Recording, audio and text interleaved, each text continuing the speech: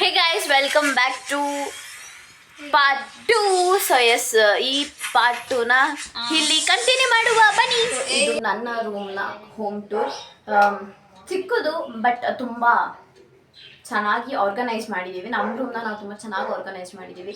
ಇಲ್ಲಿ ಓವೆನ್ ಆಗಲಿ, ಅಲ್ಲಿ ನೀಟಾಗಿ ಜೋಡಿಸಿರೋದಾಗಲಿ ತುಂಬ ನಾನು ಯಾವಾಗಲೂ ನಾನು ಆಗಲಿ ನಮ್ಮ ಅಕ್ಕ ಆಗಲಿ ರೂಮ್ನ ಕ್ಲೀನ್ ಮಾಡಿ ಇಟ್ಕೊಳ್ತೀವಿ. ಎಸ್ಪೆಷಲಿ ಬೆಡ್ನ. ಯಾ ಅವಳು ಮ್ಯಾನಿಫೆಸ್ಟೇಷನ್ನ ಫಾಲೋ ಮಾಡ್ತಿರೋದ್ರಿಂದ ತುಂಬ ಚೆನ್ನಾಗಿ ಇಟ್ಕೊಳ್ತಾಳೆ. ನಾನು ಏನಾದರೂ ನನ್ನ ಬೆಡ್ಶೀಟ್ ಮಡ್ಚಿಲ್ಲ ಅಂದರೂ ಡೈಲಿ ನನ್ನ ಬೆಡ್ಶೀಟ್ನ ಮಡ್ಚೋದು ಅವಳೇನೆ. ಸೊ ತುಂಬ ಚೆನ್ನಾಗಿ ಆರ್ಗನೈಸ್ ಮಾಡಿ ಇಟ್ಟಿರ್ತಾಳೆ ಯಾವಾಗಲೂ ಅಷ್ಟೇ. ನನಗಿಂತ ಜಾಸ್ತಿ ನಮ್ಮ ಅಕ್ಕನೇ ಈ ರೂಮ್ನ ಆರ್ಗನೈಸ್ಡ್ ಆಗಿ ಇಟ್ಟಿರ್ತಾಳೆ ಅಷ್ಟೇ. ಈ ರೂಮ್ದು ಹೋಮ್ ಟೂರ್ ಅಲ್ಲ, ರೂಮ್ ಟೂರ್ ಮುಗೀತು. Will go to the next room. ಬನ್ನಿ ಹೇಗಿದೆ ಅಂತ ತೋರಿಸ್ತೀನಿ. ಯಾ ಇಲ್ಲಿಗೆ ಬರೋದಾದರೆ ನಾವು ಇದನ್ನ ಮೀಶೋಯಿಂದ ತರಿಸಿದ್ದು. ಈ ಸ್ಕ್ರೀನ್ ತುಂಬ ಚೆನ್ನಾಗಿ ಕಾಣಿಸುತ್ತೆ ಈ ಮನೆಗೆ. ಸೊ ಈ ಒಂದನ್ನ ಅದಾದಮೇಲೆ ಈ ಗಣೇಶನ ನೋಡಿ, ಆ ಗಣೇಶನ ತುಂಬ ಚೆನ್ನಾಗಿದೆ ಅಲ್ವಾ? ಆ ಗಣೇಶನೂ ಅಷ್ಟೇ. ಆ ಗಣೇಶನ ಮಮ್ಮಿ ಧರ್ಮಸ್ಥಳದಿಂದ ತಂದಿದ್ದು.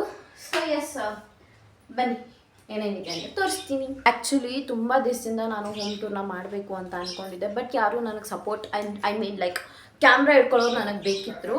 ಸೊ ಯಾರು ಅವ್ರವ್ರ ಕೆಲಸನ ಬಿಟ್ಟು ಬರೋಕ್ಕಾಗೋದಿಲ್ಲ. Accept it. ಆ್ಯಂಡ್ ನಾನು ಒಬ್ಬಳೇ ಮಾಡ್ತಿದ್ದೀನಿ, ಯಾರೂ ಸಪೋರ್ಟಿವ್ ಇಲ್ಲ. ಕ್ಯಾಮ್ರಾ ಇಟ್ಕೊಳ್ಳೋದಾಗಲಿ ಏನೂ ಇಲ್ಲ. ಸೊ ನಾನೇ ಮಾಡ್ಕೊಳ್ತಿದ್ದೀನಿ. ಪ್ಲೀಸ್ ಇದಕ್ಕಾಗಿ ಒಂದು ಲೈಕ್ ಮಾಡಿ ಗೈಸ್. ಸೊ ನಾನು ರೂಮ್ ಅಂತ ಅಂದಿದ್ದೆ. ಸೊ ವಿ ಹ್ಯಾವ್ ಇಲ್ಲಿ ಬಂದುಬಿಟ್ಟು ನಮಗೆ ದೇವ್ರ ಮನೆ ಇದೆ. ಸೊ ಎಸ್, ನಾನೇನು ಇವತ್ತು ಸಂಡೇ ಇಲ್ಲ, ಚಿಕನ್ ಏನು ತಿಂದಿಲ್ಲ.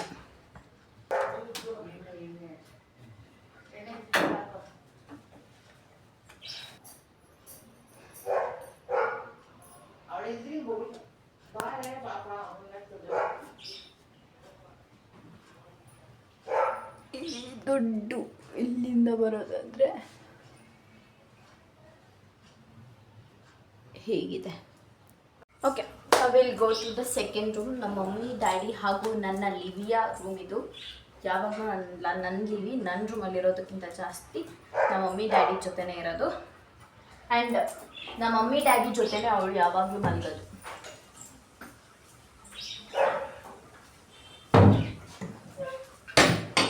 ನಮ್ಮ ಮಮ್ಮಿ ಡ್ಯಾಡಿ ಇಲ್ಲ ಅಂದರೆ ಅವಳು ಆ ರೂಮಿಗೆ ಕಾಲು ಕೂಡ ಇರೋದಿಲ್ಲ. ಹಾಗೆ ಅಟ್ಯಾಚ್ಮೆಂಟ್ ಅವಳಿಗೆ ರೂಢಿ ಮಾಡಿಬಿಟ್ಟಿದ್ದೀವಿ. So will go to this room. Come. So ಈ ರೂಮಲ್ಲಿ ಜಾಸ್ತಿ ಬೆಳಕಿಲ್ಲ ಗೈಸ್, ಅದು ನಿಮಗೆ ಗೊತ್ತು. ನಾನು ಲಾಸ್ಟ್ ವ್ಲಾಗಲ್ಲೂ ಹೇಳಿದ್ದೆ. ಅದು ಯಾಕೋ ಇಲ್ಲಿ ಒಂದು ಕಿಟಕಿನೂ ಇಲ್ಲ, ಒಂದೇ ಒಂದು ಕಿಟಕಿ ಇದೆ. ಅದನ್ನ ಕ್ಲೋಸ್ ಮಾಡ್ತೀವಿ ನಾವು, ಬಿಕಾಸ್ ಅಲ್ಲಿಂದ ಸಿಕ್ಕಾಪಟ್ಟೆ ಗಾಳಿ ಬರುತ್ತೆ. ಮಳೆ ಬಂದರೆ ಅದು ಸಿಡಿಯುತ್ತೆ. ಹಾಗಾಗಿ ನಾವು ಆ ಒಂದು ವಿಂಡೋನ ಕ್ಲೋಸ್ ಮಾಡ್ತೀವಿ.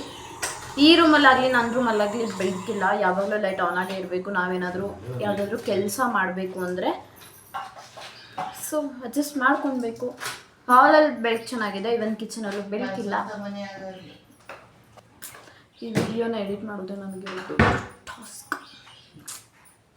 Will do. ಚಿಕ್ಕ ಮನೆ.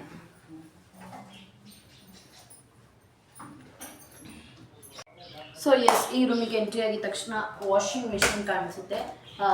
ಇದು ಸೆಕೆಂಡ್ ವಾಷಿಂಗ್ ಮಿಷಿನ್ ನಮ್ಮದು, ಅಂದರೆ ಎರಡನೇ washing machine. First washing machine ಇತ್ತು, ಅದನ್ನ ಅಂದರೆ ಒಂದು ಕಡೆ ಡ್ರೈ ಇತ್ತು, ಒಂದು ಕಡೆ ಈ ಥರ ಇತ್ತು. ಸೊ ಅದನ್ನ ಆ ಕಡೆಯಿಂದ ಈ ಕಡೆಯಿಂದ ಆ ಕಡೆ ಹಾಕೋದಕ್ಕಾಗಲ್ಲ ಅಂದ್ಬಿಟ್ಟು ಅದನ್ನ ಮಾರಿಬಿಟ್ಟು ಇದನ್ನ ತೊಗೊಂಡ್ವಿ.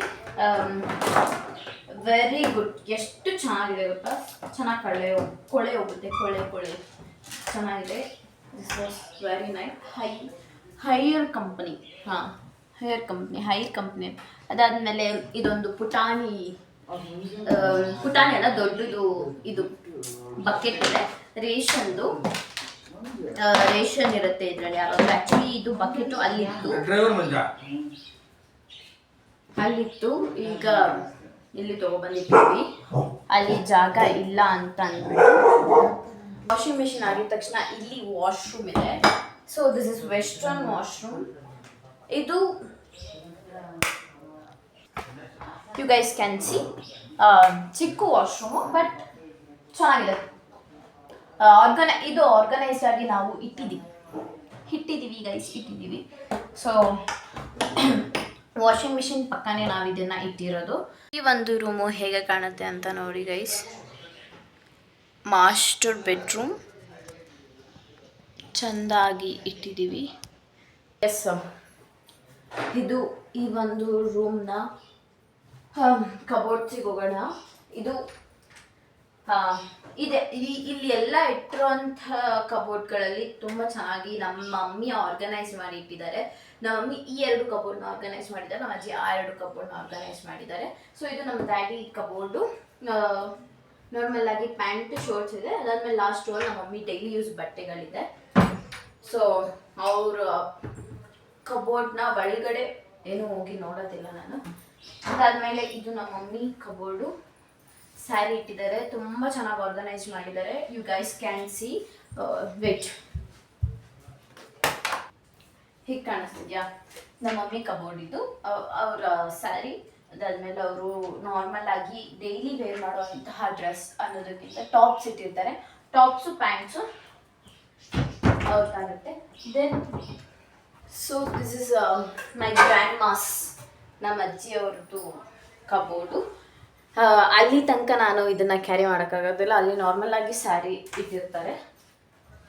ಸೊ ಅಷ್ಟೇ. ಸೊ ಇದು ನನ್ನ ಮೇಕಪ್ದು ಮಿರರ್. ಅದನ್ನು ಆಲ್ರೆಡಿ ನಿಮ್ಗೆಲ್ಲರಿಗೂ ತೋರಿಸಿದ್ದೀನಿ. ಸೊ ಏನೂ ಇಲ್ಲ. ಅದಾದಮೇಲೆ ಸೊ ಈ ಒಂದು ದೊಡ್ಡ ಮೆಸ್ಸಿ ಕಾಣಿಸ್ತಿದೆ ಅಲ್ವಾ. ಸೊ ಅಕ್ಕಿ ಮೂಟೆ ಇದು ರಾಗಿ ಅಕ್ಕಿ ಎಲ್ಲ ಇಲ್ಲೇ ಇಟ್ಟಿದ್ದೀವಿ. ಅದಾದಮೇಲೆ ನಮ್ಮ daddy jerkins, so water bottles. ಅದಾದಮೇಲೆ ಒಂದು ಪ್ರೆಸ್ಟೀಜ್ದು ಎಲೆಕ್ಟ್ರಿಕ್ ಸ್ಟವ್ ಇದೆ.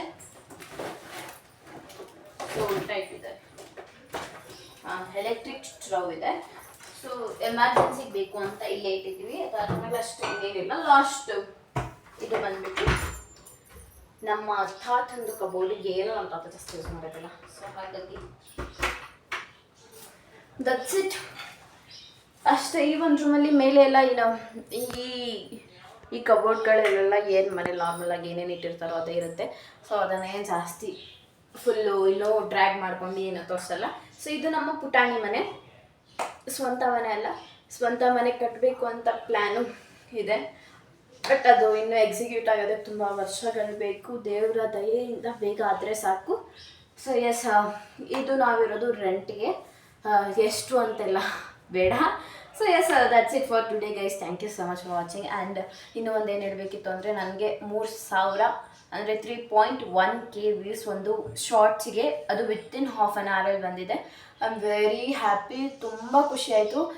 It's made my day. ಅದೊಂದಿಂದ ನನ್ನ ದಿನ ಪೂರ್ತಿ ಚೆನ್ನಾಗಿತ್ತು ಅನ್ನೋ ಭಾವನೆಯಲ್ಲಿ ನಾನು ಆ ದಿವಸ ಪೂರ್ತಿ ಫುಲ್ ಖುಷಿಯಾಗಿದ್ದೆ. ಇದೇ ಥರ ಎಲ್ಲ ವೀಡಿಯೋಸ್ನೂ ಖಂಡಿತವಾಗ್ಲೂ ನೋಡಿ. ಇನ್ನೂ ಒಳ್ಳೆ ಕಂಟೆಂಟ್ನ ಮಾಡ್ತೀನಿ. ನನ್ನ ಎಕ್ಸಾಮ್ ಇದ್ದಿದ್ದ ಶೆಡ್ಯೂಲಿಂದ ಜಾಸ್ತಿ ಲಾಂಗ್ ವೀಡಿಯೋಸ್ನ ಮಾಡೋಕ್ಕಾಗ್ತಿರ್ಲಿಲ್ಲ.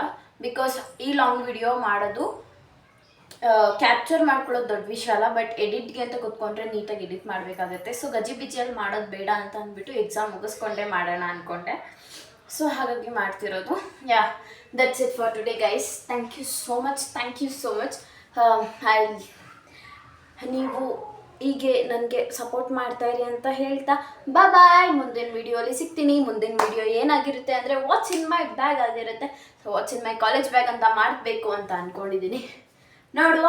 ಬಾಯ್, ಟೇಕ್ ಕೇರ್, ಬಾಯ್.